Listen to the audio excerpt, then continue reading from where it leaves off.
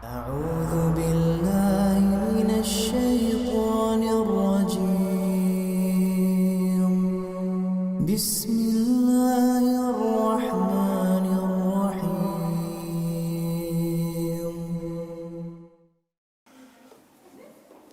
Bismillahirrahmanirrahim. Assalamualaikum warahmatullahi wabarakatuh.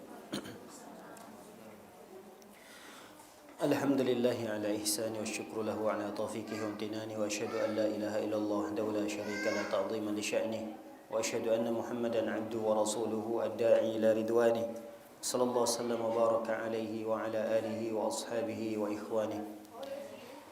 Ma'asyiral muslimat, jemaah yang semoga kita selalu dalam lindungan dan penjagaan Allah Subhanahu wa taala. Marilah kita bersyukur pada Allah Subhanahu wa taala dengan mengucapkan alhamdulillah atas segala nikmat yang telah diberikan kepada kita semua, yang dengannya alhamdulillah kita bisa berkumpul di rumah Allah yang kita cintai ini dalam rangka menuntut ilmu. Semoga apa yang kita lakukan pada pagi yang berbahagia ini bernilai pahala yang besar di sisi Allah Subhanahu wa taala dan diterima.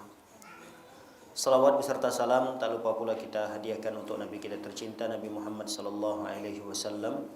Semoga kita termasuk umat beliau yang mendapatkan syafaatnya kelak pada hari kiamat. Amin ya rabbal alamin. Para hadirat dimuliakan oleh Allah Subhanahu wa taala.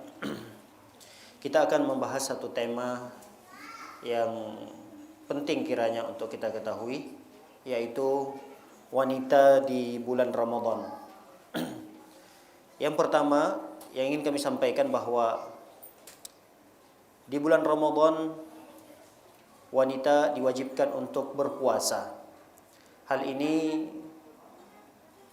diabadikan oleh Allah Subhanahu wa taala dalam surah Al-Baqarah ayat 183 yang sudah kita hafal bersama dan tidak asing lagi ayat ini di telinga kita. Allah berfirman, "Ya ayyuhalladzina amanu kutiba alaikumus shiyam kama kutiba alal ladzina min qablikum la'allakum tattaqun."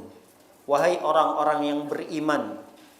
Orang-orang yang beriman di sini yang dipanggil oleh Allah adalah orang-orang yang beriman dari kalangan laki-laki. Tapi kata para ulama, mencakup di sini adalah orang-orang yang beriman dari kalangan perempuan. Maka ketika Allah menyebutkan atau memanggil ya ayyuhalladzina amanu, wahai orang-orang yang beriman, maka yang dipanggil di sini juga adalah muslimah yang beriman. Lalu informasi apa yang ingin disampaikan oleh Allah? Kata Allah, kutiba alaikumus shiyam, diwajibkan bagi kalian untuk berpuasa. Kama kutiba alal ladzina min qablikum la'allakum tattaqun. Sebagaimana puasa ini juga dulu diwajibkan kepada orang-orang sebelum kalian. Jadi puasa Ramadan ini diwajibkan kepada kita.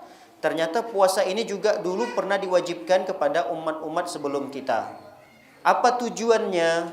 La'allakum tattaqun, supaya kalian menjadi orang yang bertakwa. Baik, para hadirin dimuliakan oleh Allah Subhanahu wa taala. Apakah diwajibkannya puasa Ramadan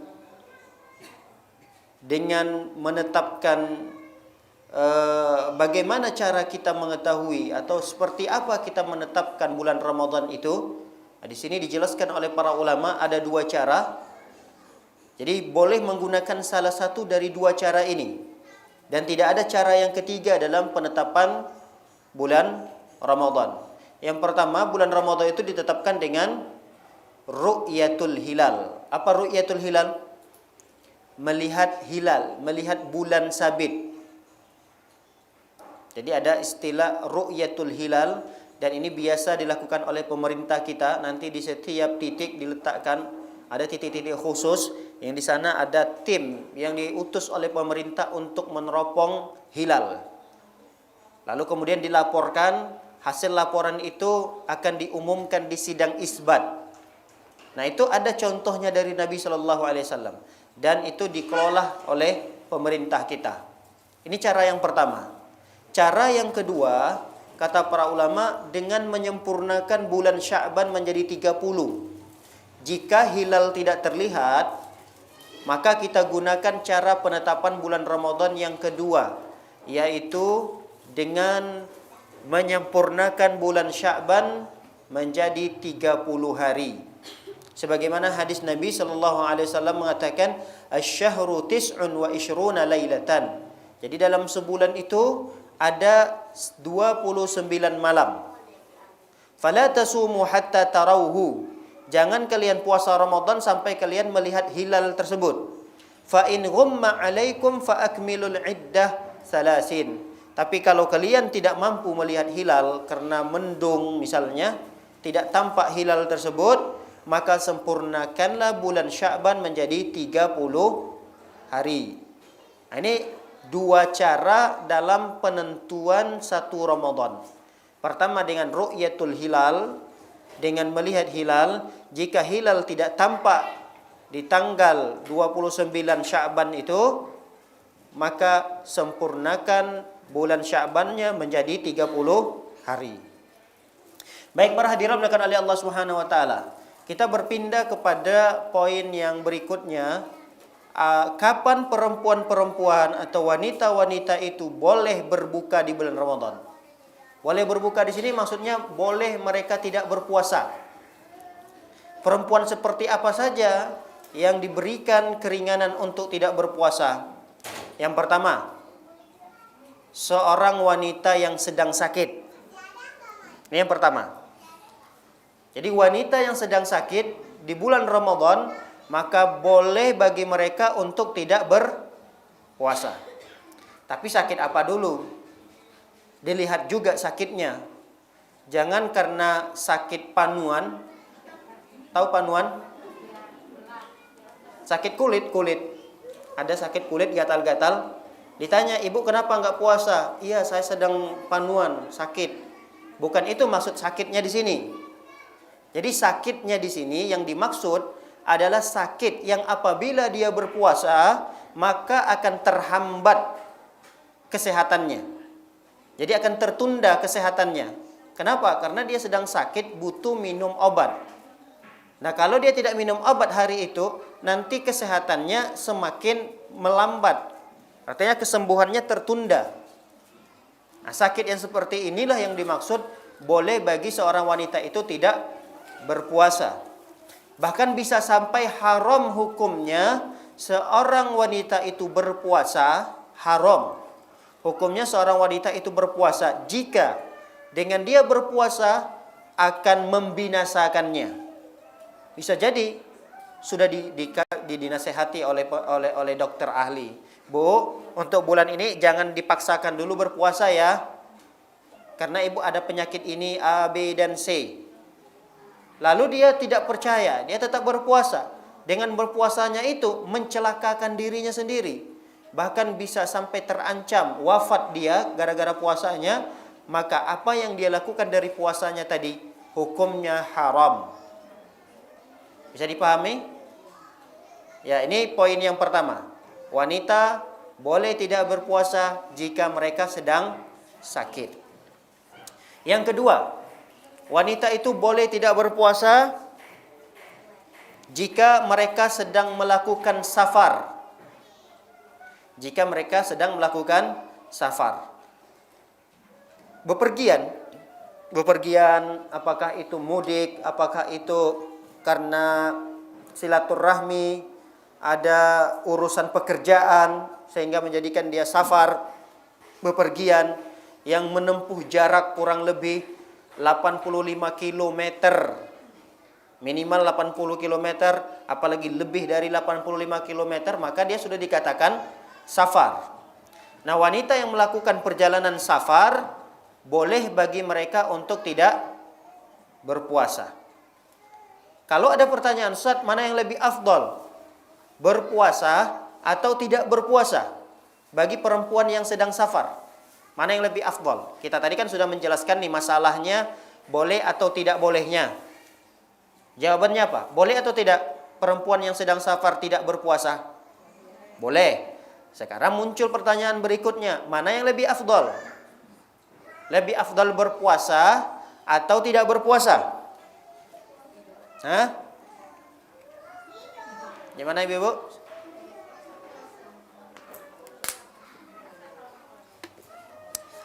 Afdalnya berpuasa atau tidak berpuasa? Dilihat kondisi dan kita perlu rinci masalahnya. Ya kan? Jika memang safar yang dilakukannya itu tidak menjadikan dia terlalu capek dan lelah, maka lebih afdal dia apa? Berpuasa. Kalau memang safarnya itu tidak melelahkan dia, tidak terlalu membuat dia capek, lemah, enggak. Ya, apalagi mungkin safarnya hanya sekedar 100 kilometer dan dia menggunakan kendaraan pribadi misalnya. Kapan dia mau berhenti ya berhenti, kapan mau dia istirahat, kapan dia pengen sholat ya berhenti dan sholat. Karena dia yang mengatur dirinya sendiri. Nah, kondisi safar yang seperti ini bisa jadi afdal bagi dia tetap melakukan ibadah puasa.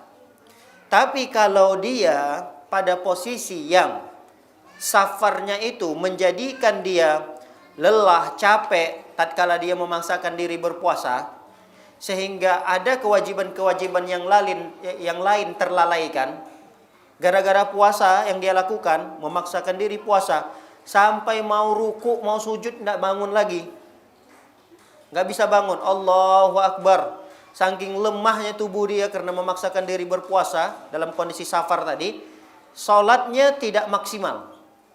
Berarti kan gara-gara puasa yang dia lakukan di saat safar itu melalaikan banyaknya kebaikan-kebaikan yang harusnya bisa dia lakukan. Maka kondisi orang yang seperti ini lebih afdal dia tidak berpuasa. Lebih afdal dia tidak berpuasa. Apalagi safarnya mungkin jauh sekali, menggunakan kendaraan umum, misalnya menggunakan pesawat, belum lagi dia dari Bekasi ke Bendara 2 jam. Kemudian dari Bendara naik lagi pesawat 2 jam. Kemudian dari bandara yang dia tuju ke kampung halamannya lagi, bolak-balik pindah barang, angkat barang, pindah angkutan lagi, capek. Kalau dia memaksakan diri berpuasa, tambah capek tubuhnya, lemas tubuhnya, sehingga banyaknya kewajiban-kewajiban, ibadah-ibadah yang terlalaikan atau terganggu gara-gara puasa yang dia lakukan, maka kondisi yang seperti ini tidak lebih utama dia lakukan puasa. Yang lebih utama dia lakukan apa? Berbuka.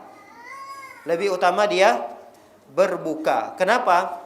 Karena pernah di zaman Rasul Shallallahu Alaihi Wasallam ada seorang sahabat yang udah hampir pingsan, udah lemah, udah lemas, sampai ada beberapa sahabat yang lain menaunginya dengan pakaiannya supaya dia tidak tersengat langsung matahari.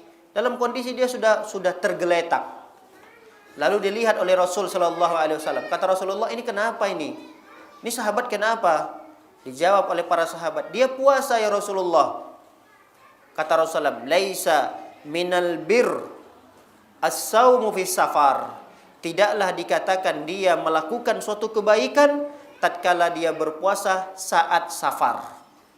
Lihat, Rasul Shallallahu Alaihi Wasallam mengatakan tidak ada kebaikan, tidak termasuk perbuatan baik. Bisa juga kita terjemahkan seperti itu. Tidak termasuk perbuatan baik ketika seseorang berpuasa dalam kondisi dia safar.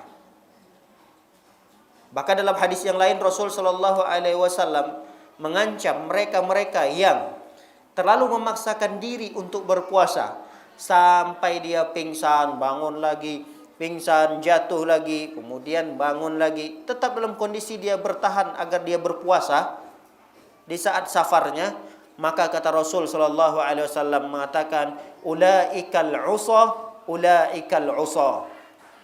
Kata Rasulullah, mereka itu adalah pelaku maksiat. Perhatikan, orang berpuasa, tapi Rasul SAW katakan dia itu telah bermaksiat. Orang yang berpuasa namun dinilai oleh Rasul Shallallahu Alaihi Wasallam dia itu pelaku maksiat. Kenapa pelaku maksiat? Karena dia telah memaksiati perintah Rasul Shallallahu Alaihi Wasallam. Rasul sudah katakan ada kok keringanan bagi mereka-mereka yang safar itu tidak perlu berpuasa. Itu kan sudah menjadi aturan yang sudah ditetapkan oleh Rasul Shallallahu Alaihi Wasallam. Rasul sudah memberikan keringanan. Namun dia tidak ambil keringanan itu. Dia tetap memaksakan diri berpuasa. Sampai mencelakakan dirinya. Sampai menjadikan dirinya jatuh, lemas, kemudian bangun, kemudian pingsan lagi. Ini kondisi orang seperti ini, bukan malah dia mendapatkan pahala. Bahkan Rasul SAW mengatakan ini adalah pelaku maksiat. Karena dia telah memaksiati perintah Rasul sallallahu alaihi wasallam. Baik, para hadirin melakukan oleh Allah Subhanahu wa taala. Ini adalah poin yang kedua, yaitu perempuan yang boleh mereka tidak berpuasa di bulan Ramadan ketika mereka melakukan safar. Baik, kapan keringanan bagi wanita yang safar itu? Keringanannya sudah tidak berlaku lagi. Kapan itu? Jadi keringanannya untuk tidak berpuasa itu sudah hilang. Ada dua keadaan. Seorang perempuan itu telah diangkat dan dicabut keringanan bagi dia untuk tidak berpuasa. Yang pertama, ketika dia telah sampai di tempat tujuannya, lalu kemudian dia berniat untuk mukim di tempat itu. Paham ini poin yang ini?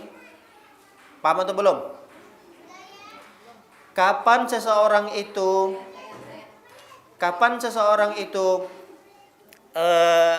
dicabut keringanannya, hilang keringanannya untuk tidak berpuasa lagi? Yang pertama, ketika dia sampai pada tempat tujuan, lalu kemudian dia berniat mukim. Maka tidak boleh lagi dia tidak berpuasa, dia wajib dan harus berpuasa. Tatkala dia sudah sampai pada tempat yang dia tuju, lalu kemudian dia berniat mukim di sana. Contoh,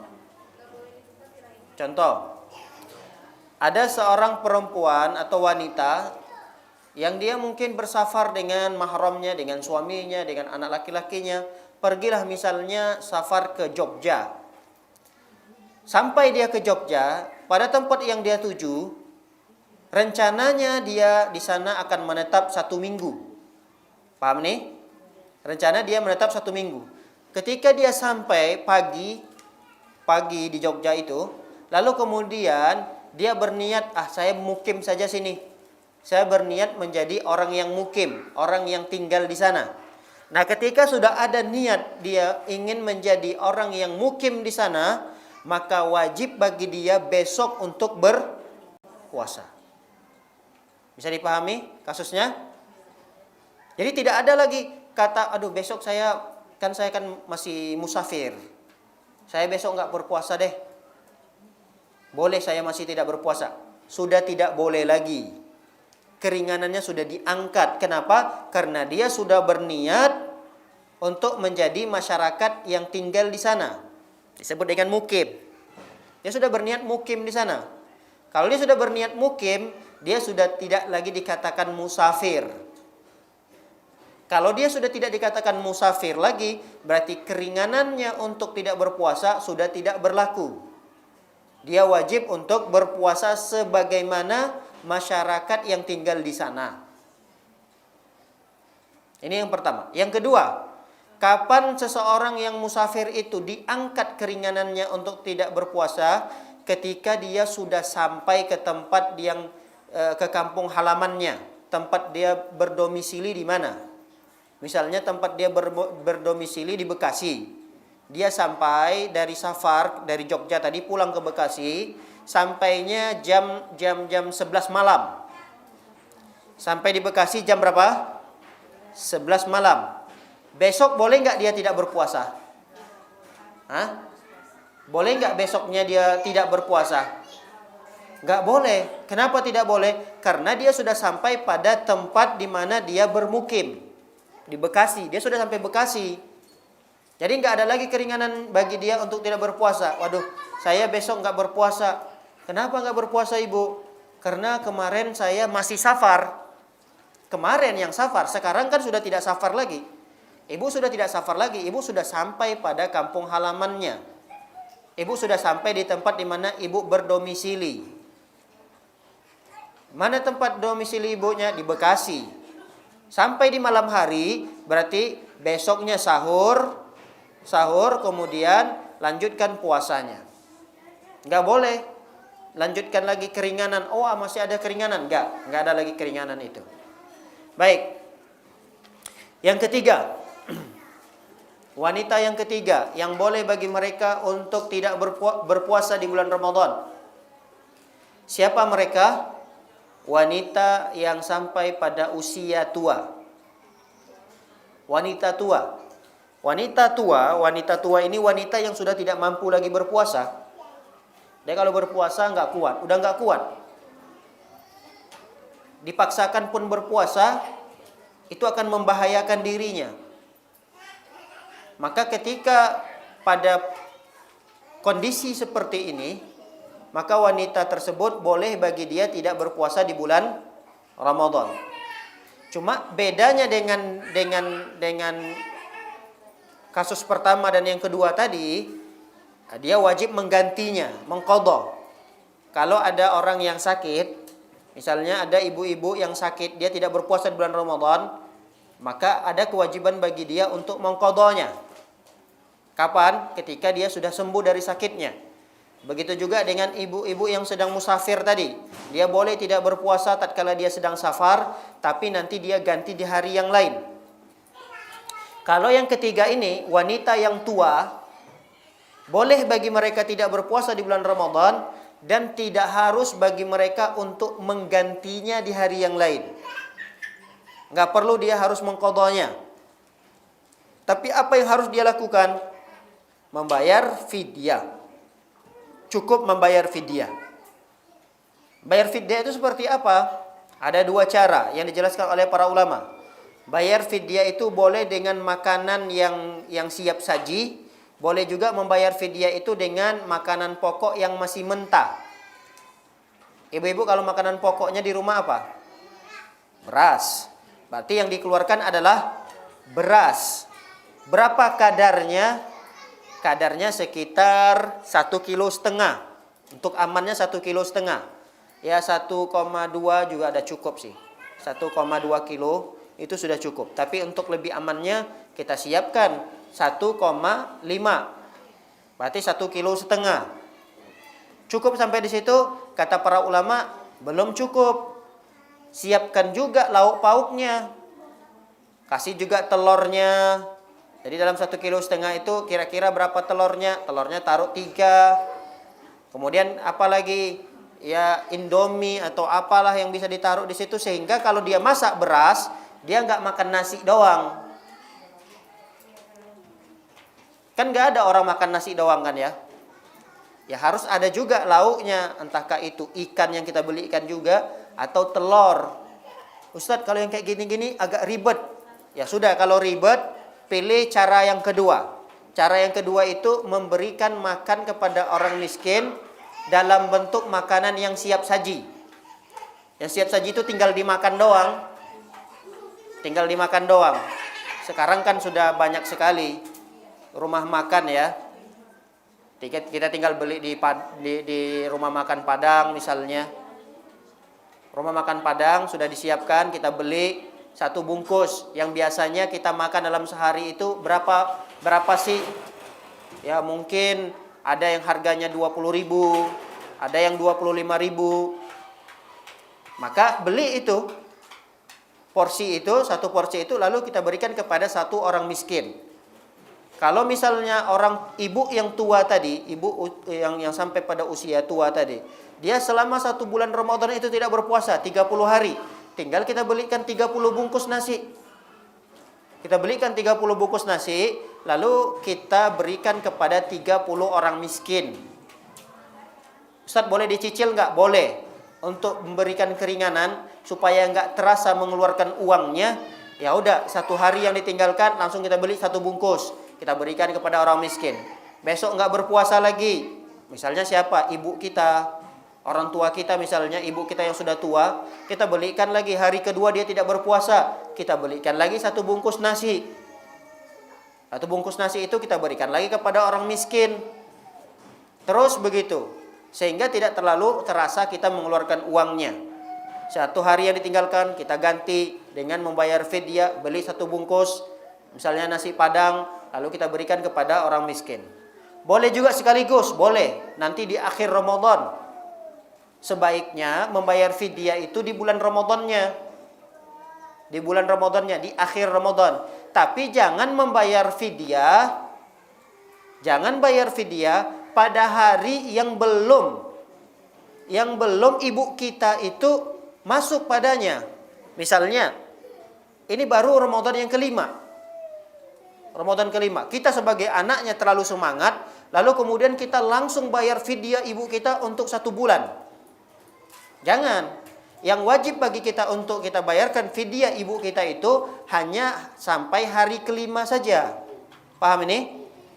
Karena ibu kita masih mendapati Ramadan itu pada hari yang kelima. Jangan pula kita sudah bayar hari ke-6-nya sudah kita bayar, hari ke-7-nya sudah bayar, hari ke-8-nya sudah kita bayarkan fidyahnya. Padahal ibunya masih pada Ramadan yang kelima. Jadi yang wajib dikeluarkan itu atau yang diberikan atau dibayarkan fidyahnya hanya pada hari di mana orang tua tersebut masih berada padanya. Kalau dia masih berada di Ramadan ke-10, berarti hanya 10 hari itu saja wajib bagi dia untuk membayar fidyahnya. Baik, bisa dipahami Bu? Paham ya? Baik.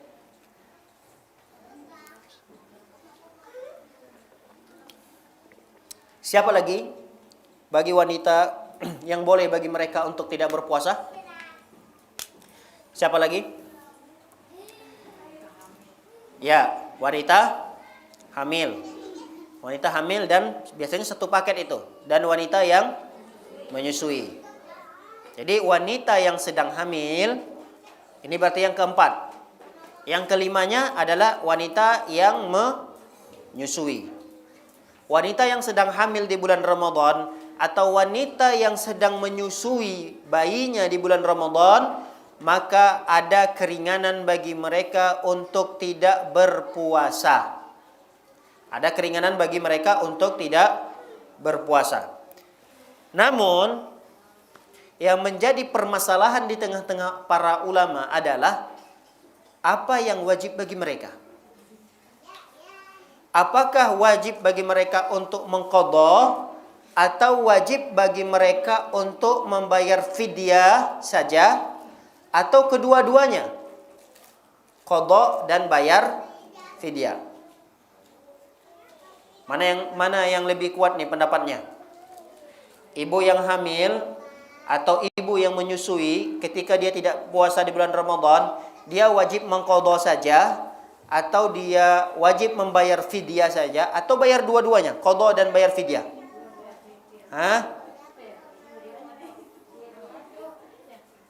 Kalau pengalaman ibu-ibu sekalian yang dulu, ya mungkin ada yang di sini yang sudah mengalami tidak berpuasa di bulan Ramadan karena hamil dan menyusui. Apa yang biasanya ibu lakukan? Pendapat yang mana ibu kuatkan? Membayar fidyah doang. Ada yang sama qadha? Ada yang sama qadha, berarti 2 gitu, bayar fidyah dan qadha juga. Ya, memang di sini ada beberapa pendapat para ulama ya terkait dengan masalah ibu hamil dan ibu menyusui tatkala dia tidak berpuasa di bulan Ramadan. Ada pendapat ulama yang mengatakan dia wajib mengqadha saja. Wajib mengqadha saja. Kapan itu? Kalau dia hanya mengkhawatirkan dirinya saja. Kenapa enggak puasa ibu? Iya, saya khawatir saya nanti lemas kalau saya tidak berpuasa. Yang dikhawatirkannya di sini siapa? Dirinya saja. Paham ini? Nah, kalau dia mengkhawatirkan dirinya saja, kalau kita tanya, ibu enggak puasa? Iya. Kenapa ibu enggak puasa? Saya kan sedang menyusui. Kalau saat menyusui itu kan butuh tenaga, butuh ini, butuh itu. Jadi kalau saya nggak berpuasa nanti, saya takut lemas. Saya nggak kuat. Berarti yang dia khawatirkan tatkala berpuasa adalah dirinya sendiri. Maka dalam kondisi seperti ini, kata sebagian para ulama, wajib bagi dia untuk mengqadha. Paham? Kenapa? Karena dia disamakan seperti orang yang sakit. Disamakan seperti apa? Orang yang sakit dia membayar fidyah atau qadha? Orang yang sakit qadha kan ya? Misalnya kita tiba-tiba pusing sekali badan kepala kita. Kepala pusing. Lalu kemudian kita nggak bisa untuk berpuasa, maka besok atau di hari-hari yang lain kita qadha itu. Kita qadha. Nah, sama seperti itu. Ibu yang sedang hamil, ibu yang sedang menyusui, maka dia wajib untuk mengqadha kalau dia mengkhawatirkan dirinya sendiri. Tapi kalau yang dia khawatirkan itu adalah janinnya, dia takut kalau puasa nanti akan, waduh gimana nanti janin saya gitu. Gimana nanti dedek bayinya gitu kalau saya berpuasa. Waduh kalau saya berpuasa nanti ASI-nya nggak keluar, kasihan dong bayi saya nangis-nangis. Berarti yang dia khawatirkan di sini dirinya atau bayinya? Hah? Yang dia khawatirkan di sini adalah bayinya kan ya? Yang dia khawatirkan di sini adalah janinnya yang ada di rahimnya itu. Maka bagi dia adalah membayar fidyah. Paham ini? Jika yang dia khawatirkan dua-duanya, yang dikhawatirkan dirinya sendiri dan dikhawatirkannya anaknya, maka di sini dia membayar dua. Ada lagi ulama mengatakan sampai seperti itu, membayar fidyah dan membayar qadha. Ada yang sampai seperti itu. Wallahu a'lam bishawab. Banyak sekali pendapat, lebih dari 5 sampai 7 pendapat para ulama terkait dengan masalah ini. Maka pendapat yang kuat, wallahu a'lam, pendapat yang kuat cukup bagi ibu-ibu yang sedang hamil dan ibu-ibu yang sedang menyusui. Bagi mereka hanya membayar fidyah saja. Ini pendapat yang kuat. Pendapat yang saya kuatkan ya. Yang saya kuatkan pendapat cukup bagi mereka hanya membayar fidyah saja. Kenapa? Karena ada satu asar, satu pendapat dari seorang sahabat Nabi SAW, Ibnu Abbas. Ibnu Abbas pernah berkata, apa kata Ibnu Abbas? Wal hubla wal murdi' idza khafata fa aftarata wa at'amata an kulli yaumin miskinan. Kata beliau, ibu-ibu yang sedang hamil, ibu-ibu yang sedang menyusui, apabila mereka khawatir berpuasa, maka boleh bagi mereka untuk berbuka. Namun ada kewajiban bagi mereka untuk membayar fidyah, yaitu memberi makan kepada orang-orang miskin dari jumlah hari yang dia tidak berpuasa. Ini pendapat Ibnu Abbas, seorang ulama tafsir terkemuka, sahabat Nabi tercinta Nabi Muhammad SAW. Beliau berpendapat seperti itu dan tidak ada para sahabat ketika itu yang mengingkari. Padahal ketika itu ada sahabat-sahabat yang lain, ada Abu Hurairah, ada Ibnu Umar, Abdullah bin Umar, ada Abdullah bin Mas'ud, banyak sahabat-sahabat Nabi, ada Anas bin Malik. Kalau pendapat Ibnu Abbas ini keliru, pastilah sahabat-sahabat ketika itu menyangkanya, mendebatnya. Pastilah para sahabat-sahabat ketika itu menasehati atau memperbaiki, menjelaskan, Ibnu Abbas, pendapat kamu ini keliru, pendapat kamu ini salah. Pasti akan ada penjelasan-penjelasan dari sahabat-sahabat yang lain. Tapi sahabat-sahabat yang lain diam. Tidak ada yang mengomentari, tidak ada yang membantah pendapat ini. Padahal ini adalah pendapat seorang sahabat yang juga kata para ulama, beliau ini ahli tafsirnya para sahabat. Siapa itu sahabatnya? Ibnu Abbas radhiyallahu taala anhuma. Dan Ibnu Abbas selain beliau mengungkapkan ucapan yang kita tadi barusan baca, beliau juga menafsirkan firman Allah Subhanahu wa taala. Tafsiran beliau pada firman Allah di surah Al-Baqarah ayat 184. Kata Allah Subhanahu wa taala, wa 'alal ladzina yutiqunahu fidyatun ta'amu miskin. Jadi bagi mereka-mereka yang tidak mampu untuk berpuasa, wajib bagi mereka untuk membayar fidyah berupa memberi makan kepada orang miskin. Ditafsirkan oleh Ibnu Abbas, ini juga berlaku, ayat ini juga berlaku kepada wanita hamil dan wanita yang sedang menyusui. Ini pendapat Ibnu Abbas. Allah alam bisawab, dan pendapat ini yang saya lebih kuatkan. Walaupun pendapat yang lain juga pendapat yang kuat seperti Imam Syafi'i lebih menguatkan pendapat untuk mengqadha.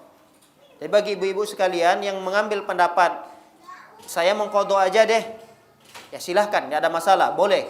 Mengambil pendapat yang mengatakan mengqadha juga boleh, silahkan. Dan ini pendapat yang lebih aman sebenarnya. Mengqadha, silahkan untuk diqadha. Cuma kan kasihan kalau ada ibu-ibu yang produktif ya. Tahun ini dia hamil, tahun depan dia menyusui. Kemudian tahun ketiga dia hamil lagi. Tahun keempat menyusui lagi.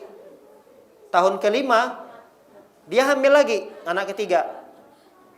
Tahun ke-6 menyusui. Bayangkan. Tahun ke berapa tadi lagi? Tahun ke-7 lahir anak lagi yang keempatnya. Jadi pernikahannya 10 tahun usia pernikahannya, anaknya sudah 5. 10 tahun usia pernikahannya, anaknya 5. Dari sejak dia menikah sampai usia pernikahannya 10 tahun, dia belum pernah berpuasa. Bisa kita bayangkan gimana cara dia mau mengqadhanya itu? Dalam setahun 30 hari kan ya? Puasa itu kan 30 hari, ada yang 29, ada yang 30 hari. Coba dikalikan 10 tahun. Berapa ratus itu? 300 hari yang harus dia qadha. 300 hari. Itu 10 tahun umur pernikahannya. Itu belum selesai. Bisa jadi nanti tahun ke-11 hamil lagi dia. Anak yang ke-6-nya. Sampai usia pernikahannya 20 tahun dia dalam kondisi produktif. Terus dia produksi anaknya. Sampai 20 tahun ke depan. Anaknya 10. 20 tahun. Gimana cara dia mau mengqadhanya itu? 600 hari. 600 hari berarti sekitar 2 tahun lamanya dia terus puasa. Tiap hari berpuasa. Di masa tuanya dia akhirnya puasa. Puasa, tiap hari puasa. Dan dia juga ada lupa, ini udah puasa yang ke berapa ratusnya udah ini. Allah alam bisawab, kalau saya lebih cenderung kepada pendapat ulama, cukup bagi mereka untuk mengqadha saja. Ustadz, saya termasuk wanita yang tidak terlalu produktif. Saya karena memang keturunan ya, faktor keturunan Ustadz. Jadi saya itu punya anak, kemudian anak yang keduanya itu 5 tahun berikutnya. Padahal saya itu nggak ada mengkonsumsi obat-obat penjarak anak, KB lah istilahnya, dan seterusnya. Saya nggak pernah konsumsi itu. Tapi karena memang saya faktor keturunan dari anak pertama ke anak kedua itu kadang 3 tahun sampai 5 tahun. Ya sudah, kalau ibu misalnya berpendapat atau mengambil pendapat ulama yang mengatakan qadha, lebih baik ibu ambil pendapat mengqadha saja. Mengqadha karena ibu lebih banyak waktu untuk bisa mengganti puasa yang 1 tahun yang Ramadan tahun ini 30 hari itu banyak sekali waktu bagi ibu untuk mengqadhanya. Silahkan. Tapi kita tetap menghormati mereka-mereka yang mengambil pendapat cukup membayar fidyah saja, karena memang ada ulama yang menguatkan pendapat itu. Siapa ulamanya? Ulama dari kalangan para sahabat Nabi SAW, Ibnu Abbas radhiyallahu taala anhuma. Baik. Para hadirat dimuliakan oleh Allah Subhanahu wa taala, kita akan masuk pada poin yang berikutnya, syarat sah puasa bagi wanita. Tidak banyak syarat sah bagi para wanita. Yang pertama, syarat sah puasa bagi wanita adalah suci dari haid dan nifas. Jadi kalau dia merasa dirinya suci, tidak sedang haid, tidak sedang nifas, maka wajib bagi dia untuk berpuasa. Yang kedua, syarat yang kedua, berniat. Ketika kita sudah pastikan kita dalam kondisi suci nih, maka harus terpenuhi syarat yang kedua. Kalau mau puasa besok, harus ada niat. Apalagi itu adalah puasa wajib. Kalau dia puasa sunnah masih ada khilaf para ulama. Ada yang mengatakan tidak perlu niat. Ada yang mengatakan kalau puasa sunnah itu tetap pakai niat. Pendapat yang kuat dalam hal ini, kalau dia mengerjakan puasa sunnah, maka boleh bagi dia untuk tidak berniat. Jadi tiba-tiba bangun dia subuh, saya besok mau puasa deh. Jadi muncul niatnya itu di waktu pagi. Saya mau puasa sunnah aja deh. Boleh.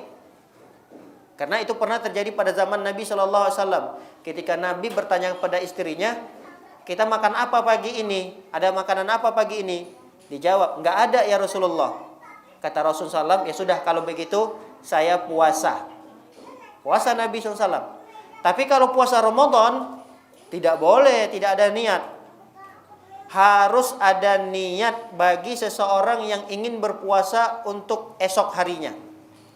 Kapan niatnya? Niatnya itu di malam hari. Bagaimana niatnya? Nah, ada yang hafal niatnya nggak nih?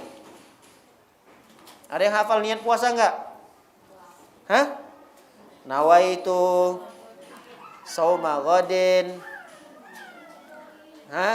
An adai fardhi syahri Ramadan fi hadhihi sanati lillahi ta'ala. Itu kan biasa niat yang dibaca-baca kita dulu kan ya? Iya, seperti itu niatnya dulu. Nah, sekarang tidak mesti harus seperti itu. Enggak mesti harus dengan menggunakan bahasa Arab seperti itu. Sebelum dia tidur, misalnya habis sholat tarawih nih, habis sholat tarawih kemudian sudah siap-siap mau tidur, sebelum baca doa tidur misalnya, ini niat dulu. Niat besok dalam hati saya mau puasa. Udah cukup. Besok saya pengen puasa. Saya menyengaja besok berpuasa. Ketika ada niat itu terlintas dalam hati, seseorang itu sudah dikatakan berniat puasa. Apalagi sudah ada praktek wujud nyata dari niat itu. Apa biasanya wujud nyata dari niat seseorang ketika ingin puasa Ramadan? Makan sahur kan ya? Ada nggak di antara ibu-ibu di sini ketika dia masak buat makan sahur, lalu kemudian ditanya sama anaknya, Umi ngapain Umi? Masak. Umi mau ngapain? Nggak tahu mau ngapain ya? Nggak mungkin kan ya? Pasti akan refleks kita akan menjawab, untuk sahur nak. Sahur itu apa Mi? Ya untuk kita berpuasa besok. Pastikan langsung untuk berpuasa. Berarti dengan dia bangun, dengan seorang wanita itu dia masak sahur untuk menyiapkan makanan sahur buat anak, buat suaminya, berarti sudah ada niat. Terbangunnya dia dari pagi itu sebelum dia sebelum dia makan sahur, ketika dia menyiapkan segala sesuatunya untuk makan sahur, itu pasti sudah ada niat bahwa besok dia akan berpuasa. Gak mungkin dia bingung. Umi mau ngapain Umi? Umi ngapain bangun Umi? Gak tahu ngapain ya Umi bangun ya. Ini orang gak nyadar berarti. Nah jadi ketika dia sudah berniat di malam harinya, lalu kemudian dikuatkan lagi dengan bangun, mempersiapkan makan sahur, apalagi ditambah dia memakan makanan sahur tersebut, ini sudah cukup dikatakan dia sudah berniat puasa. Cuma jadi masalah, kita kan nggak tahu, bisa jadi kita kelewatan nih, tiba-tiba bangun sudah waktu azan. Kan nggak mungkin lagi kita sahur kan ya. Udah azan nggak mungkin kita sahur. Ya udah kita lanjutkan puasa. Mau nggak mau kita lanjutkan puasa tanpa sahur. Berbahaya kalau dia tidak berniat di malam harinya. Paham ini? Jadi jangan sampai disepelekan masalah niat. Jangan disepelekan masalah niat. Ibu harus dan wajib berniat di setiap malamnya. Walaupun hanya sekedar terlintas dalam hati. Jangan terlalu pede. Wah, saya udah biasa Ustaz, saya udah bangun kok. Jam 3 itu udah bangun saya. Nah, bangunnya saya itu kan sudah dianggap niat. Oh iya, benar. Bangunnya ibu-ibu menyiapkan makan sahur itu sudah dianggap berniat untuk puasa. Tapi kalau ibu misalnya kebablasan, kesiangan, nah ini bahaya. Di mana letak niatnya nanti nih? Kalau enggak berniat, berarti puasanya menjadi tidak sah. Karena syarat dari puasanya tidak terpenuhi. Apa syarat puasa tadi? Niat. Baik. Rasul sallallahu alaihi wasallam bersabda, "Man lam yujmi'is siyama qabla al-fajri fala siyama lahu." Barang siapa yang tidak berniat puasa sebelum fajar. Sebelum fajar ini sebelum masuk waktu subuh. Jadi habis isya atau habis sholat tarawih atau sebelum tidur atau ketika bangun sahur. Kalau kita belum berniat nih sampai masuk waktu fajar, terancam puasa kita tidak sah. Karena kata Rasul SAW, barang siapa yang tidak berniat puasa sebelum fajar, maka tidak ada puasa baginya. Tidak ada puasa baginya, ya sudah, puasanya tidak sah karena dia tidak berniat puasa.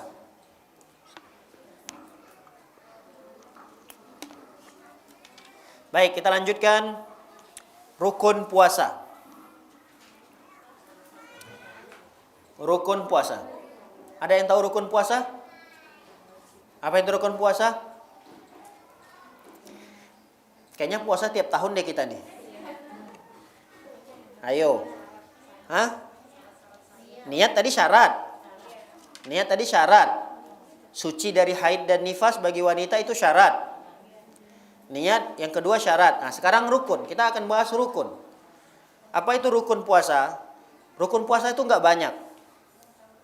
Ibu-ibu yang walaupun yang belum hafal saat ini, tapi pada kenyataannya tiap tahun itu sudah dikerjakan. Ustaz, saya enggak hafal rukun puasa itu apa. Tapi dalam kondisi tidak sadar, ternyata kita sudah amalkan itu setiap tahun gitu. Nah, ini kita akan jelaskan. Apa itu rukun puasa? Rukun puasa itu adalah menahan diri dari hal-hal yang membatalkan puasa. Sejak kapan? Sejak terbitnya fajar. Bukan terbitnya matahari ya. Harus paham ini, fajar sama matahari beda ya. Jadi kapan kita menahan diri dari yang membatalkan puasa itu? Dari sejak terbitnya fajar shodiq. Fajar shodiq itu kapan? Ketika berkumandangnya azan subuh. Sampai kapan kita menahan haus dan laparnya? Sampai matahari tenggelam. Nah, itulah rukun puasa. Sudah hafal nih? Sudah ya? Jadi rukun puasa kalau ditanya, tidak perlu sebutkan 1, 2, 3, 4, nggak perlu. Ternyata dia cuma satu saja rukunnya. Apa itu rukunnya? Menahan diri dari hal-hal yang membatalkan puasa sejak terbitnya fajar sampai tenggelamnya matahari. Nah, makanya kita harus tahu nih, apa saja yang membatalkan puasa. Di antaranya makan, minum, berhubungan biologis. Nah, ini tidak boleh dilakukan tatkala sedang berpuasa. Ketika dia bisa menahan dirinya dari hal-hal yang membatalkan puasa itu, berarti dia telah menunaikan rukun di dalam puasanya. Baik, kita masuk pada poin yang berikutnya, yaitu adab-adab berpuasa. Apa saja adab-adab puasa? Yang pertama, adab puasa adalah makan sahur. Ini yang pertama. Makan sahur. Ustadz boleh nggak makan sahur? Ada nggak yang ibu-ibu di sini malas makan sahur? Hah? Kayaknya nggak ibu-ibu aja deh. Kayaknya hampir sebahagian besar kayaknya kaum muslimin itu malas makan sahur. Karena udah kekenyangan dulu, udah kenyang duluan di berbukanya. Saking kenyangnya udah malas mau bangun sahur untuk makan. Jadi tidak boleh seperti itu. Tetap bangun, walaupun nggak selera makan sahurnya, minimal di waktu sahur itu kita makan korma minum air segelas aja, nggak ada masalah. Yang penting mengambil apa ya? Ngambil keberkahan aja, mengambil keberkahan dari makan sahur dan waktu sahurnya itu. Makanya kata Rasul sallallahu alaihi wasallam mengatakan tasahharu fa inna fis sahur barakah. Rasul mengatakan makan sahurlah kalian, karena pada waktu sahur, pada makan sahur itu ada keberkahan. Kita mau nggak keberkahan? Mau. Ini keberkahan datangnya dari Allah Subhanahu wa taala. Keberkahan yang terus bertambah pada usia kita. Bisa jadi ada keberkahan itu diberikan oleh Allah kepada usia kita, kepada keluarga kita, kepada harta kita. Keberkahan. Semua orang mengharapkan keberkahan dari Allah Subhanahu wa taala. Nah, di antara cara mendapatkan keberkahan dari Allah adalah dengan makan sahur. Jangan malas makan sahur, jangan malas bangun sahur. Ya, kita sebagai ibu-ibu, ibu rumah tangga ya harus kreatif memang. Buat menu makan sahur itu gimana caranya supaya kita dan keluarga selera makan sahurnya gitu. Jangan menunya itu lagi. Jangan menunya ikan asin terus. Ya nggak selera. Kita misalnya dari sekarang nih ibu-ibu sekalian bikin jadwalnya. Hari pertama Ramadan makan sahurnya menunya ABC. Atau jangan banyak-banyak sampai ABC lah. A doang udah, A. Kalau ABC nanti dalam kondisi ya seperti ini kan sulit juga gitu. Apalagi cari minyak goreng juga susah. Ada sekarang tapi mahal. Mau bikin gorengan-gorengan juga nanti terlalu banyak budgetnya. Ya sudah, kurangin. Kita harus mensyukuri apa yang ada, mensyukuri kondisi yang saat ini kita hadapi. Dengan kita harus pintar mengatur belanja dapur dan seterusnya. Tapi juga kita harus pintar dalam menyajikan gitu, menyajikan makan sahur buat keluarga, buat kita. Itu juga harus bisa dikondisikan oleh para wanita. Baik, para hadirin dimuliakan oleh Allah Subhanahu wa taala. Ini yang pertama, yang kedua, adab yang kedua yang perlu diketahui oleh wanita tatkala berpuasa adalah menahan diri dari segala hal yang bertentangan dengan puasa, seperti perbuatan sia-sia, berkata keji, berbohong dan lainnya. Ini perlu diperhatikan. Adab yang kedua ini perlu diperhatikan. Apa itu? Menahan diri dari hal-hal yang diharamkan oleh Allah. Dari berkata yang sia-sia, dari berkata keji, atau berbohong, mengadu domba, menghibah. Ini nggak boleh. Dan terancam puasanya itu tidak batal. Terancam pahala dari puasanya itu tidak dia dapatkan. Jadi puasa yang dia lakukan itu seakan-akan sia-sia. Dia berpuasa hanya sekedar menahan diri dari haus dan lapar. Ketika nanti dilihat di catatan amalannya, ya Allah, saya kan kayaknya tiap tahun puasa nih. Kok nggak terlihat ada pahala puasa saya? Gimana mau dicatatkan ada pahala puasanya? Orang di saat dia berpuasa, dia melakukan dosa-dosa yang dosa-dosanya itu mengakibatkan pahalanya terhapus. Apa di antara perbuatan-perbuatan dosa yang dapat menghapus pahala-pahala kita? Banyak sekali. Banyak sekali menceritakan aib saudaranya, menceritakan aib saudarinya, menceritakan aib tetangganya. Nah, ini bahaya, menzalimi orang lain, menghibah. Apalagi ya para ibu-ibu ya. Mohon maaf ini, bukan ibu-ibu di sini. Kalau menceritain orang itu kadang bisa sampai 3 jam, 4 jam, nggak capek. Nggak kerasa gitu. Nongkrong, bikin forum dia 3-4 orang. Ada 5 orang ibu-ibu ngumpul. Ngumpulnya itu yang dibicarakan aib-aib orang lain gitu. Nah, ini bahaya. Bahaya terhadap puasa yang dia lakukan di hari itu. Adab yang seperti ini harus dijaga. Jangan sampai kita tahu dalam kondisi kita berada di bulan Ramadan, kita tahu bahwa kita hari ini sedang berpuasa, tapi kita tidak menyadari bahwa lisan kita sedang menceritakan aib saudari kita.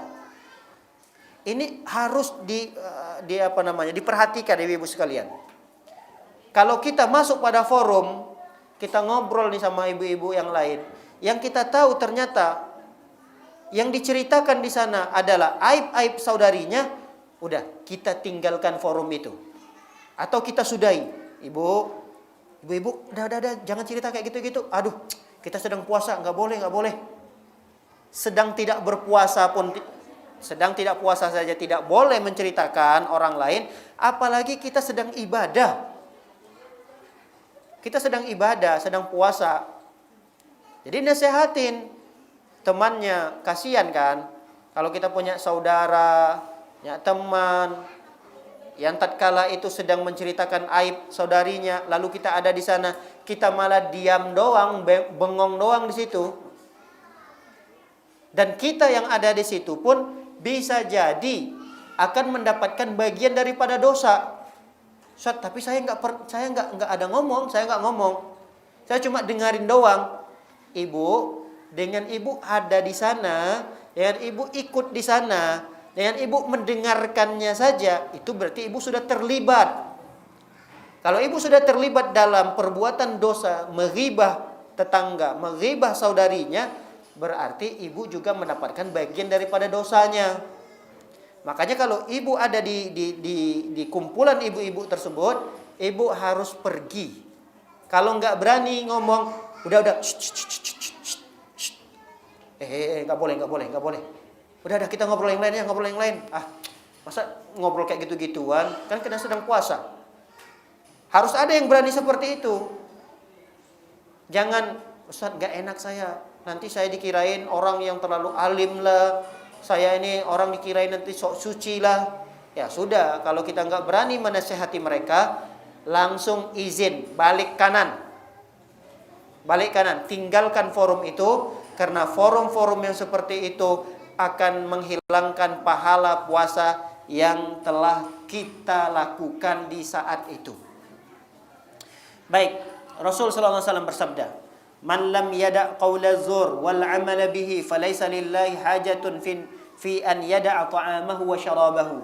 Kata Rasul sallallahu alaihi wasallam, barang siapa yang tidak meninggalkan ucapan dusta atau perbuatan dusta, maka Allah Subhanahu wa taala tidak butuh terhadap puasanya tersebut. Maksudnya Allah tidak butuh terhadap puasanya itu, ya enggak ada pahalanya. Puasanya itu yang dia dapatkan hanya capek doang, lelahnya saja yang dia dapatkan. Dia seharian menahan haus, seharian menahan lapar, tapi enggak ada pahala dari apa yang dia lakukan. Karena apa? Karena perbuatan-perbuatan dosa yang dia lakukan di saat dia berpuasa. Maka adab yang seperti ini harus dijaga nih. Adab dijaga tatkala berpuasa, hati-hati jangan melakukan perbuatan-perbuatan yang sia-sia. Ini kadang ada ibu-ibu yang di luaran sana untuk melalaikan waktu, katanya untuk melalaikan waktu, maka dia habiskan waktunya dengan nonton sinetron. Ada itu. Supaya dia dalam ibadahnya tidak merasa terlalu terlalu lama, panjang sekali waktu ini. Dia tontonan hiburan-hiburan, nonton sinetron, nonton apa lagi biasanya. Kalau di siang-siang itu ada film-film apa, Bu? Hah? Gak punya TV? Gak punya TV 1 atau gak punya TV 2?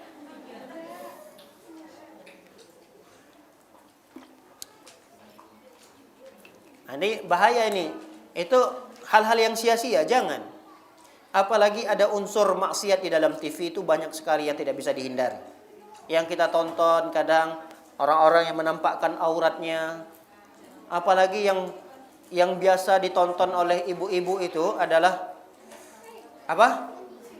Drakor. Tahu drakor, Ibu? Hah? Iya, sekarang itu ternyata virus drakor itu juga menyerang ibu-ibu sampai nenek-nenek juga. Bukan hanya anak-anak mudanya. Alhamdulillah sampai saat ini saya belum pernah melihat kayak mana itu film drakor, apa itu film drakor, nggak ngerti. Katanya Ustadz ini kurang gaul. Masa film kayak gitu aja nggak ngerti? Saya memang nggak pernah lihat gitu. Sekarang Ustadz, film drakor itu ternyata tidak diminati oleh anak-anak muda doang. Ibu-ibunya juga ikut kecanduan. Ternyata tidak hanya ibu-ibu Ustadz, sampai nenek-neneknya juga ikut nongkrong duduk. Subhanallah. Dan ini nanti di bulan Ramadan itu akan ada tayangan-tayangan yang luar biasa yang dijadwalkan oleh stasiun televisi. Yang itu tidak ada di luar bulan Ramadan, di bulan Ramadan dibuat sama mereka-mereka. Untuk apa? Untuk merusak pahala puasa kita. Hati-hati yang punya televisi di rumah. Hati-hati yang punya televisi di rumah di bulan Ramadan. Akan ada tampilan tayangan-tayangan terbaru. Tayangan-tayangan terbaru yang akan dibuat oleh mereka. Spesial untuk bulan Ramadan. Apalagi masalah-masalah gosip nih. Masalah-masalah gosip. Tahu gosip, Ibu? Siaran-siaran yang menceritakan tentang artis ini sekarang begini-begini, artis ini begini-begini, fulan begini-begini. Dia ikutin dari awal ceritanya sampai akhir. Ini hal yang tidak layak. Hal yang tidak pantas ditonton oleh orang-orang yang sedang berpuasa. Ibu-ibu yang sedang berpuasa, hal-hal yang seperti ini dihindari. Banyak unsur maksiat yang didapatkan dalam tontonan-tontonan itu. Belum lagi ada musik-musiknya, ada nyanyi-nyanyiannya, ada dangdut-dangdutnya. Berbagai macam jenis siaran-siaran baru ditampilkan. Program-program baru ditampilkan oleh stasiun televisi tersebut. Dan itu sangat-sangat mengganggu ibadah puasa kita. Walaupun terlihat itu adalah sebuah hiburan, mereka anggap itu hiburan. Tapi sama kita itu bukan hiburan, tapi itu adalah penghangus daripada pahala puasa yang kita lakukan. Ustadz, sekarang ini nggak zaman lagi TV.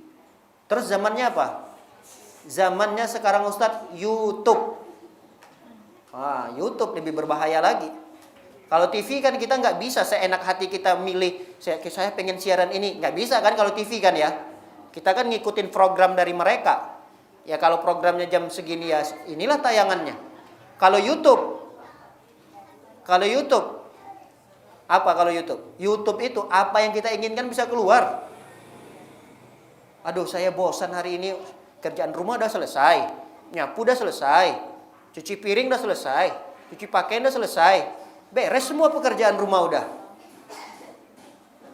Berarti ada waktu. Ambil HP. Kota banyak baru dibeliin suami kan. Ustadz, saya udah nggak kota lagi. Wifi udah pasang di rumah 24 jam. Wah, lebih dahsyat lagi nih. Nonton YouTube. Ya kalau yang ditonton adalah ceramah-ceramah ustadz, mendengarkan kajian, alhamdulillah. Yang ditonton apa? Drakor tadi. Nontonnya sama siapa? Sama anak-anaknya. Anak-anak perempuan umur 5 tahun, 7 tahun. Ini seakan-akan mau ngajarin anaknya tidak baik gitu. Ini nggak baik. Ini orang tua yang seperti ini tidak baik. Nanti dia setelah itu ngeluhnya ke Ustadz. Ustadz, gimana solusinya Ustadz? Anak saya ini, kenapa anak ibu? Anak saya ini udah bergaul dengan teman-teman yang tidak baik. Kalau disuruh pakai jilbab susah sekali.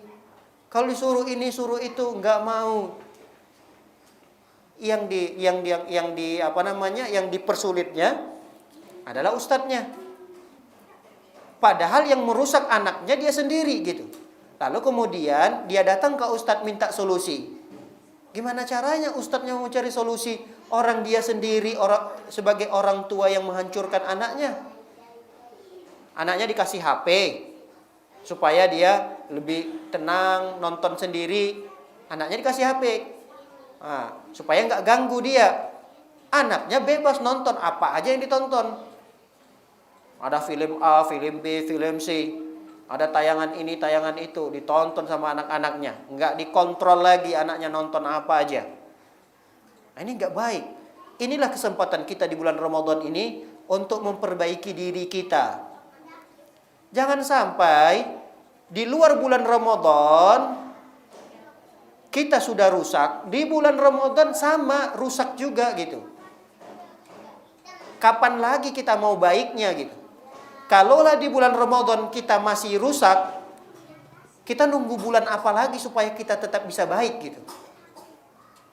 Inilah kesempatan kita di bulan Ramadan, inilah kesempatan kita untuk memperbaiki diri, untuk menjadikan wanita yang soleha. Inilah kesempatan kita untuk melatih agar kita bisa menjadi wanita yang soleha, menjadi istri yang soleha, menjadi ibu yang soleha dari anak-anaknya. Di bulan Ramadan ini kesempatan untuk melatihnya. Jangan tunggu, nanti aja lah. Jangan. Kita harus berlatih. Di bulan Ramadan ini berlatih. Orang makan dan minum saja. Sekarang boleh nggak kita makan minum? Boleh nggak? Sekarang kalau ada makanan, minuman di depan ibu-ibu sekalian dimakan, boleh nggak? Tapi kalau bulan Ramadan di siang harinya, kok bisa kita tinggalkan gitu? Padahal di luar bulan Ramadan itu boleh kita kerjakan. Makan sepuasnya, minum sepuasnya. Itu boleh di bulan Ramadan. Boleh kan ya? Di bulan Ramadan udah nggak boleh lagi. Berarti kita sudah melatih diri kita nih. Hal-hal yang boleh saja di luar bulan Ramadan bisa kok kita tinggalkan di bulan Ramadan. Kenapa?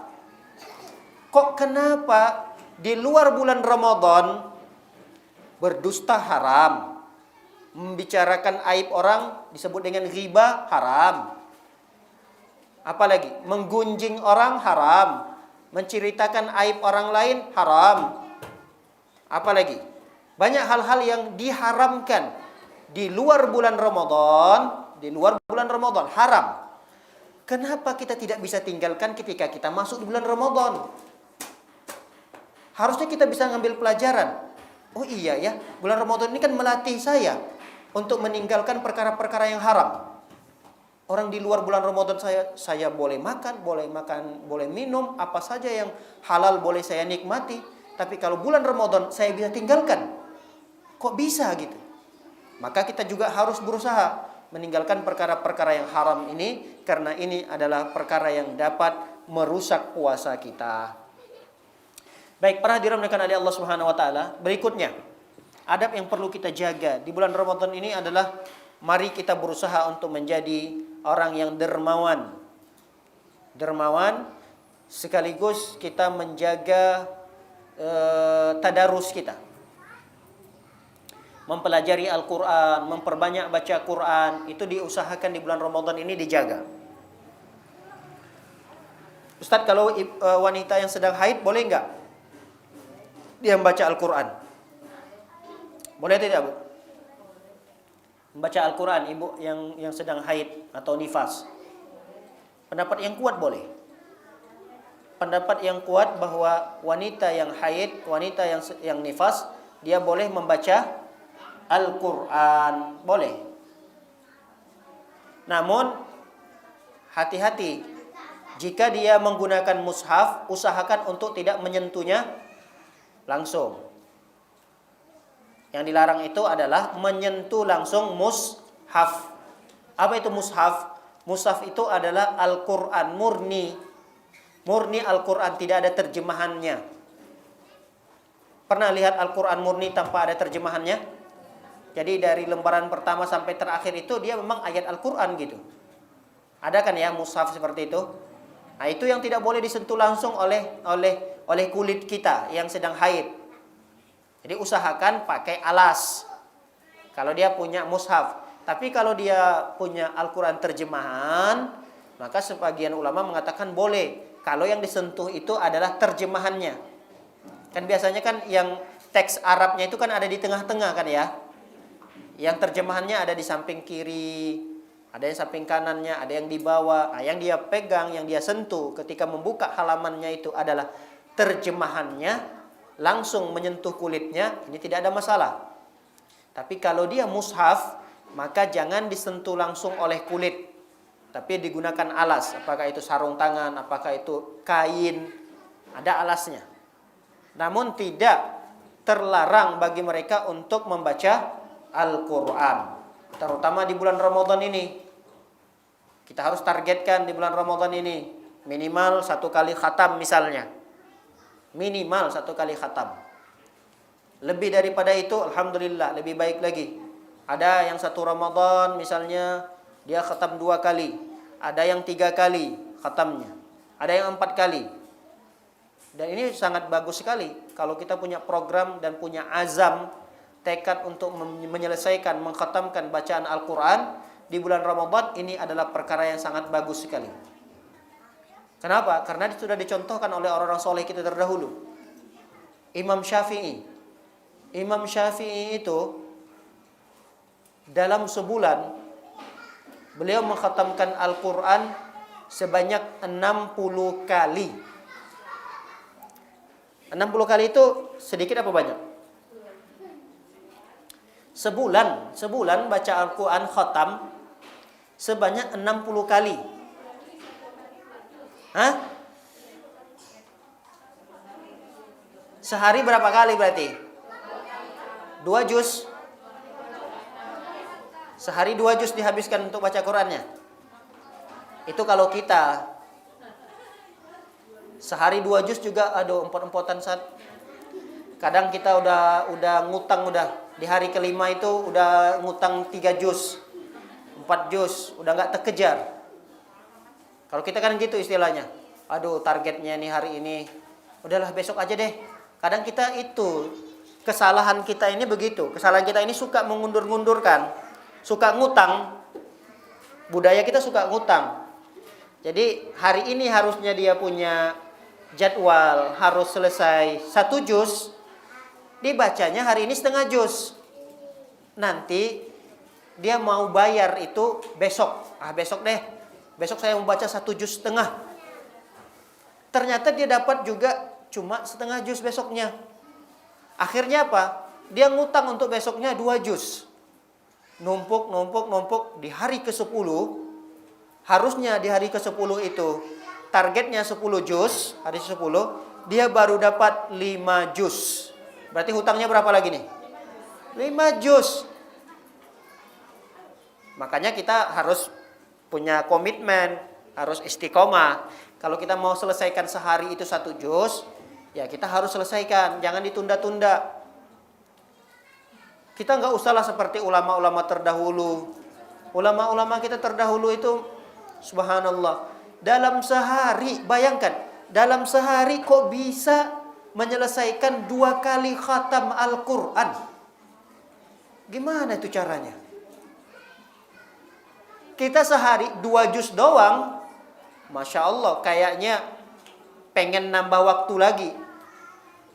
Kayaknya tuh pengen minta sama Allah dalam sehari itu jangan 24 jam, pengennya 30 jam gitu. Karena masih kurang gitu. Padahal sama nggak waktu kita sama ulama-ulama atau orang-orang soleh kita terdahulu? Sama nggak waktunya? 24 jam. Mereka 24 jam juga atau enggak? 24 jam juga sama. Tapi yang kita kagumi dari mereka itu keberkahan dari waktu mereka. Waktu mereka itu sangat berkah sekali. 24 jam bisa menyelesaikan khatam Al-Quran 2 kali.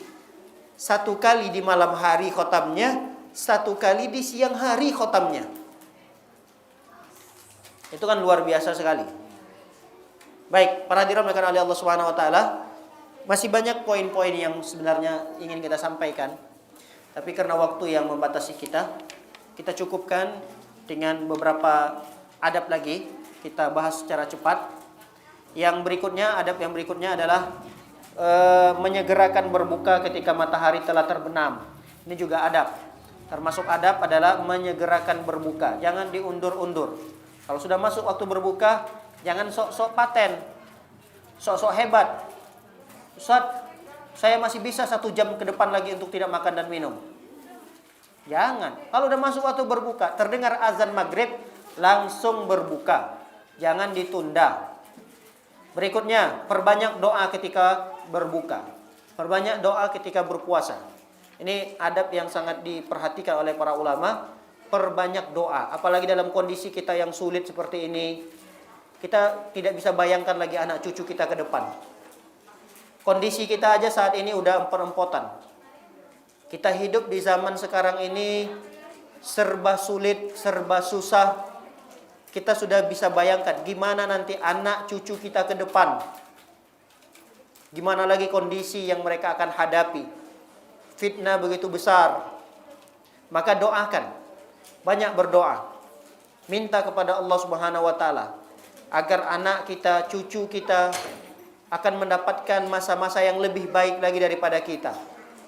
Kita udah capek menghadapi kondisi-kondisi yang menyulitkan kita, menjadikan kita sesak dan seterusnya. Maka kita berharap dan berdoa pada tahun ini di bulan Ramadan, banyak doa. Minta kepada Allah Subhanahu wa taala hal-hal yang baik untuk anak cucu kita ke depan, untuk masa-masa ke depan bagi anak dan cucu kita. Yang terakhir, adab yang terakhir adalah berbuka dengan makanan yang disunnahkan oleh Nabi, yaitu rutab. Rutab itu adalah kurma yang segar, kurma yang muda kalau memang ada. Kalau tidak ada, ya sediakan kurma biasa. Kurma biasa. Kalau juga tidak ada di rumah kurma biasa, minimal yang terlebih dahulu ketika kita berbuka adalah meneguk air. Air putih dulu kita minum. Itu sunnahnya. Jadi kalau tidak ada korma rutab, korma biasa. Kalau tidak ada juga korma biasa, yang pertama sekali kita lakukan adalah minum air dulu. Air dulu yang diminum. Jangan gorengan dulu. Ini Allahu Akbar, Allahu Akbar. Mana gorengan? Mana gorengan? Jadi seakan-akan gorengan itu tingkatannya lebih utama daripada air. Lebih hebat daripada korma. Jadi kalau ada korma, ada gorengan. Mana yang lebih dahulu kita ambil? Gorengan. Jangan gorengan. Korma dulu. Ustadz, kalau korma dulu, gorengannya nanti habis. Ya sudah. Tidak ada masalah. Kalau habis sekalipun gorengan itu, yang penting kita lebih mengutamakan sunnah dulu. Yaitu makanan yang dimakan oleh Nabi SAW. Bahkan ini tidak hanya sekedar dimakan, tapi diucapkan melalui lisan Nabi SAW bahwa anjuran untuk didahulukan di saat berbuka adalah korma. Ya, wallahu alam bisawab. Demikian kajian singkat ini. Semoga bermanfaat. Ada beberapa pertanyaan yang masuk. Semoga pertanyaan ini bisa dijawab. Kalau tidak bisa dijawab, wallahu alam bisawab. Baik, pertanyaan yang pertama. Ustadz, apakah boleh untuk fidyah dibayar dengan uang? Tidak ada contohnya dari ulama-ulama kita terdahulu yang mereka membayar fidyah itu dalam bentuk uang. Yang ada contohnya tadi yang sudah saya jelaskan, dalam bentuk makanan pokok. Karena fidyah itu tujuannya adalah untuk memberi makan kepada orang miskin. Jadi cara membayarnya ada dua tadi yang sudah kita jelaskan. Pertama dengan menggunakan makanan pokok yang masih mentah, yaitu beras beserta dengan lauk pauknya, Atau yang kedua, membeli makanan yang sudah siap saji, tinggal dimakan. Mana yang lebih mudah biasanya? Lebih mudah biasanya yang kita siap saji, kita masak misalnya. Ustadz, saya mau lebih irit kalau beli makanannya di restoran, warung lebih mahal. Saya mau masak sendiri, saya mau bungkus 30 bungkus. Boleh, silahkan dengan cara yang seperti itu. Tapi jangan dengan cara membayarkan digantikan dengan pembayarannya berupa uang, jangan. Ya. Dan apakah boleh jika meniatkan qada puasa dengan bayar fidyah untuk ibu menyusui? Dan apakah boleh jika meniatkan qada puasa dan bayar fidyah untuk ibu menyusui? Yang siapa ini? Yang puasa siapa? Yang ibu menyusuinya siapa gitu? Nggak bisa. Yang membayar fidyah atau qada itu ya orang yang meninggalkan puasa itu. Kecuali kalau dia sudah meninggal dunia ya. Kalau dia meninggal dunia, misalnya nih. Misalnya kita punya orang tua. Orang tua kita tahun lalu berpuasa dari Ramadan pertama sampai Ramadan ke-10 berpuasa. Di Ramadan ke-11-nya dia jatuh sakit. Sakitnya sakit ringan, dibawa ke rumah sakit, dirawat, lalu kemudian di Ramadan ke-20 dia sehat lagi. Berarti berapa hari dia tidak berpuasa? Anggaplah 10 hari ya. 10 hari dia tidak puasa. Hari ke-21 dia puasa, hari ke-22 dia puasa, sampai Ramadan terakhir dia berpuasa. Karena kita nggak tahu umur, ternyata ibu kita itu meninggal di 5 Syawal. Di lebarannya meninggal. Tadi ada hutangnya berapa hutang puasanya? 10. Maka hutang puasa ibu kita tadi yang 10 itu tidak bisa diganti dengan fidyah. Paham ini? Tidak bisa diganti fidyah. Lalu siapa yang berpuasa? Yang membayar puasa, qada puasanya itu adalah ahli warisnya, anak-anaknya. Kalau ada anaknya 10, tinggal bagi aja satu orang satu, selesai hutang puasa ibunya tadi. Paham? Ya, begitu juga dengan ibu yang menyusui. Nggak boleh dibantu sama suaminya. Mengkodoknya, Mas, saya kayaknya 20 hari lagi nih puasa saya. Tolong deh, kamu 10 hari ya. Saya 10 hari. Nggak bisa. Nggak bisa. Ya Allah alam bissawab. Pertanyaan berikutnya. Assalamualaikum warahmatullahi wabarakatuh. Afan mau bertanya, jika kita akan safar, apakah kita membatalkan puasa di jalan atau di hari itu sudah tidak berpuasa sebelum berangkat?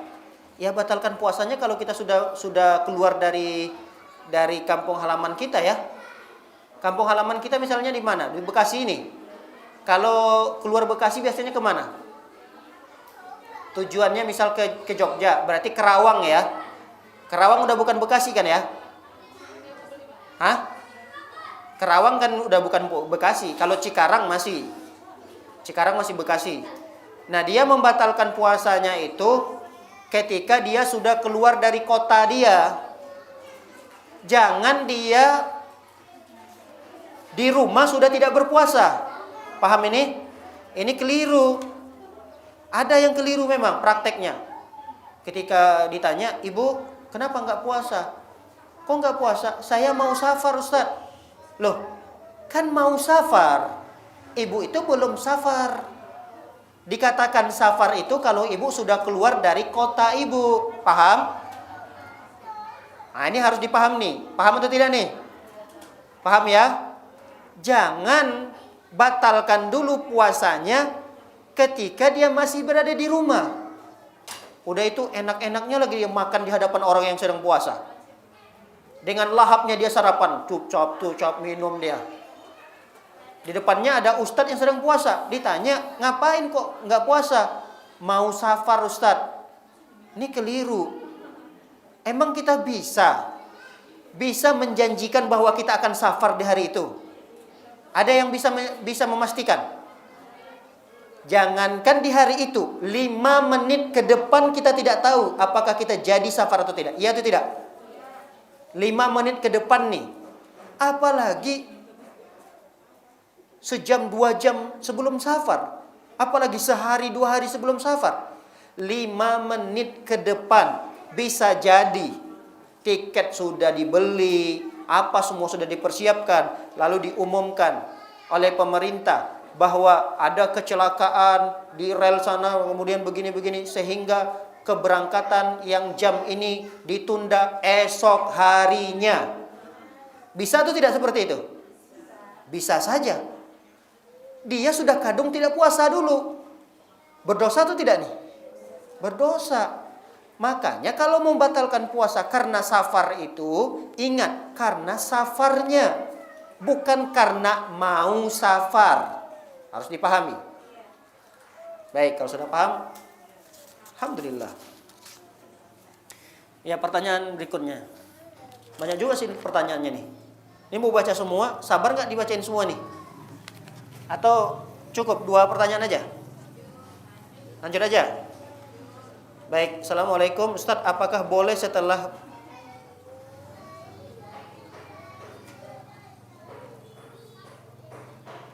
baik. Ustadz, apakah setelah berjima kita mandinya setelah azan subuh? Boleh, tidak ada masalah. Boleh. Misal dia sahurnya, habis sahur atau sebelum sahur, dia berhubungan dulu dengan pasangannya, dengan suaminya. Kalau mandi, nggak sempat sahur nanti. Karena kalau mandi butuh waktu 5 menit, 10 menit. Sedangkan menyiapkan makan sahur lagi, kemudian makan sahurnya butuh waktu. Kalau dia mandi, takutnya nanti nggak keburu makan sahurnya. Ya udah, dia dahulukan makan sahur, dia selesaikan dulu menyiapkan makan sahurnya. Masuk waktu azan, lalu dia mandi besarnya, mandi junubnya setelah waktu azan, maka tidak bermasalah dengan puasanya. Puasanya tetap sah. Dan itu pernah terjadi pada Nabi sallallahu alaihi wasallam. Nabi sallallahu alaihi wasallam tatkala itu berpuasa dan beliau mandi junubnya setelah masuk waktu sholat subuh.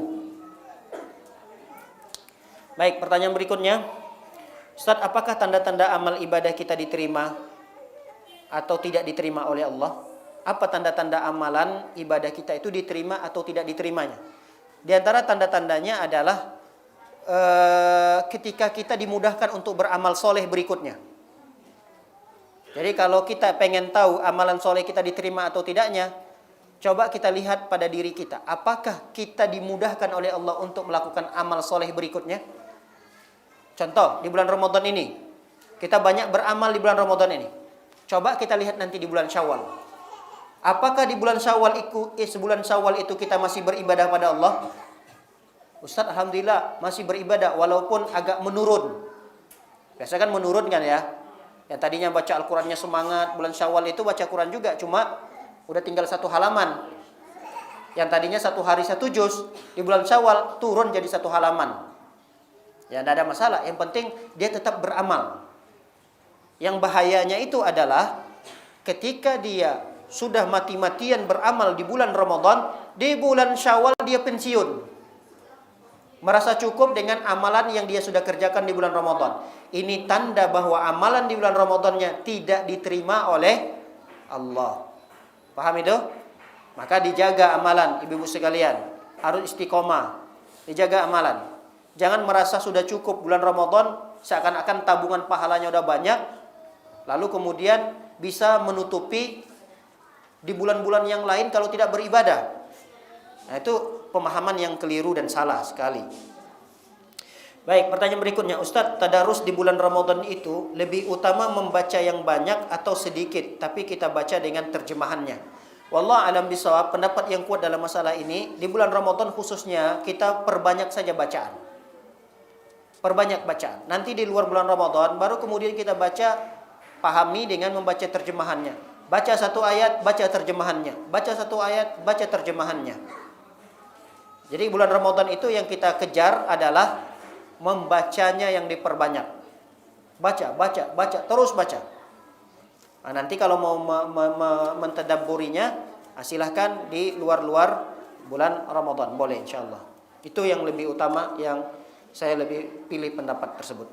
Baik, yang berikutnya, Ustadz, untuk ibu menyusui, apakah ada batasan usia anaknya?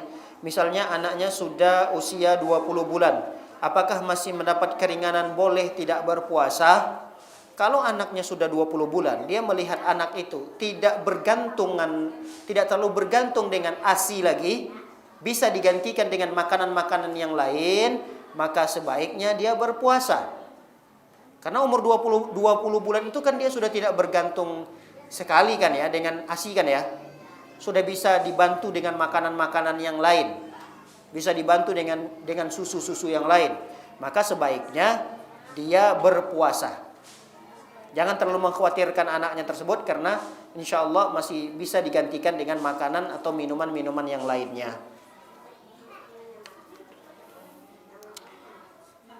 Pertanyaan berikutnya, Assalamualaikum Ustaz. Waalaikumsalam warahmatullahi wabarakatuh. Gimana hukumnya kalau seorang istri tidak berpuasa sebulan penuh di bulan Ramadan dengan alasan dia mencari nafkah dan dia bilang dosanya ditanggung suaminya, begitu Pak Ustaz? Masya Allah. Kalau seperti itu gimana? Gimana caranya dia yang melakukan dosa lalu kemudian dosa itu dipikul oleh suaminya? Ustaz, suaminya nggak mau mencari nafkah. Yang cari nafkah itu istrinya. Dan pekerjaan istrinya itu adalah pekerjaan yang berat. Sehingga kalau dia berpuasa dalam kondisi bekerja, dia nggak mampu. Begitu ya misalnya kasusnya. Sehingga dia tidak berpuasa. Ya, tetap yang berdosa di sini adalah istrinya. Terus suaminya dapat dosa apa? Ya, suaminya juga dapat dosanya karena menyia-nyiakan keluarga. Karena itu kewajiban dia menafkahi keluarganya. Lalu kemudian dia tidak menafkahi anak dan istrinya, maka suami itu berdosa. Apalagi dampak akibat daripada dia tidak menafkahi itu sampai istrinya tidak berpuasa. Ini juga bertambah lagi dosa yang didapatkan oleh suami itu. Tapi jangan menganggap seluruh dosa itu dipikulkan kepada suaminya. Seakan-akan dia tidak berdosa sama sekali. Tidak. Sang istri itu juga tetap mendapatkan dosa karena dia tidak berpuasanya. Baik, pertanyaan terakhir. Bismillah, Afan Ustaz, saya mau bertanya, bagaimana cara kita membayar puasa yang dari masih kecil sampai dewasa, yang kita belum memahami atau lupa hutang puasa, jumlah hutang puasanya itu udah nggak tahu, gimana cara bayarnya? Pertama, kalau kita meninggalkan puasa dalam kondisi sengaja, maka tidak perlu dibayarkan lagi. Paham ini? Ibu-ibu sekalian, bagi ibu-ibu yang dulu, yang mungkin belum memahami atau belum terlalu peduli dengan kewajiban puasa ini, ya namanya dulu ya, kekurangan ilmu. Kita kurang sekali ilmu, sehingga tidak terlalu perhatian terhadap puasa itu. Paling perhatian terhadap puasa itu di Ramadan pertama puasa, kemudian Ramadan terakhir. Jadi puasanya itu di awal sama di akhir doang. Dan itu terjadi puluhan tahun lamanya. Subhanallah. Gimana cara menggantinya itu, Ustaz? Ya sudah, cara menggantinya dengan bertaubat saja kepada Allah Subhanahu wa taala. Perbanyak istighfar, bertaubat kepada Allah Subhanahu wa taala, dan perbanyak puasa sunnah. Paham? Perbanyak puasa sunnah. Saya yakin masing-masing kita punya masa jahiliyah lah. Masing-masing kita punya masa-masa jahiliyah yang tidak terlalu perhatian terhadap kewajiban puasa itu. Apalagi di masa-masa remaja, di masa-masa belum terlalu kenal dengan Islam, belum terlalu kenal dengan pentingnya kewajiban puasa ini. Banyak puasa yang kita tinggalkan. Di usia-usia kita yang sudah baligh, banyak. Bagaimana cara kita menggantinya itu? Cukup dengan bertaubat, perbanyak istighfar, dan perbanyak puasa sunnah. Nah, bagaimana puasa-puasa yang ditinggal karena ada uzur? Karena ada uzur. Apa uzurnya? Uzurnya sakit. Apa uzurnya? Haid. Tiap bulan itu ada haid. Lalu setiap bulan itu dia haidnya 7 hari. Ya tinggal dia perkirakan saja. Dia berapa tahun sih meninggalkan puasa itu di masa haidnya? 5 tahun misalnya. 5 tahun kalikanlah 7. Berapa 5 kali 7? 35. Berarti yang dia perlu ganti puasanya hanya 35 hari saja. Paham? Jadi puasa yang dia perlu ganti itu adalah puasa yang dia tinggalkan karena ada alasan. Jadi kalau ada puasa yang dia tinggalkan karena ada alasan, apa alasannya? Sakit, apa alasannya? Haid. Maka alasan-alasan yang seperti itu dia harus ganti. Gimana cara gantinya? Sudah bertahun-tahun lamanya dan itu belum tergantikan, diperkirakan saja. Tiap tahun itu dia berapa hari sih meninggalkan puasanya? 5 hari, 7 hari, kalikan sekian tahun gitu. Ya, wallahu a'lam bissawab. Demikian kajian yang singkat ini, semoga bermanfaat. Semoga menjadi ilmu yang bermanfaat bagi kita dan dapat kita amalkan dalam kehidupan kita sehari-hari.